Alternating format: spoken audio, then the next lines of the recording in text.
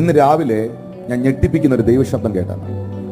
ഈ ശബ്ദം ഞാൻ എഴുതി വെച്ചത്, റെക്കോർഡ് ചെയ്ത് വെച്ചതിനകത്ത് കർത്താവ് എന്നോട് സംസാരിച്ചതാ എന്റെ മുറി വന്ന്.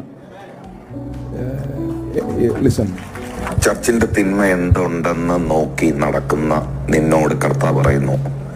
ചർച്ചിന്റെ കുറ്റം എന്തുണ്ട്, സഭയുടെ തിന്മ എന്തുണ്ടെന്ന് നോക്കി നടക്കുന്ന നിന്നോട് ദൈവം പറയുന്നു, നിന്റെ വീട്ടിൽ നിന്നും നിന്റെ തലമുറയിൽ നിന്നും തിന്മ മാറുകയില്ല.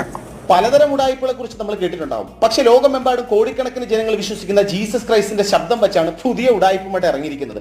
ഇദ്ദേഹം പാസ്റ്റർ ടിനു ജോർജ്. ഇദ്ദേഹത്തോട് ജീസസ് ക്രൈസ്റ്റ് വന്നു സംസാരിച്ചു എന്നാണ് ഇദ്ദേഹത്തിന്റെ വാദം. സഭയുടെ കുറ്റം പറഞ്ഞു നടക്കുന്നവരെ, സഭയ്ക്ക് കാശ് കൊടുക്കാത്തവർ, ഇങ്ങനെയുള്ളവരുടെ അടുത്ത തലമുറകളിൽ വരെ ആ ശാപം ഉണ്ടാകുമെന്ന് ജീസസ് പറഞ്ഞു എന്നാണ് ഇദ്ദേഹം പറയുന്നത്. പിന്നെ മറ്റൊരു വാദം, ജീസസ് ക്രൈസ്റ്റിന്റെ 15ാമത്തെ ശിഷ്യൻ ഇദ്ദേഹമാണെന്നാണ് സ്വയം പറയുന്നത്.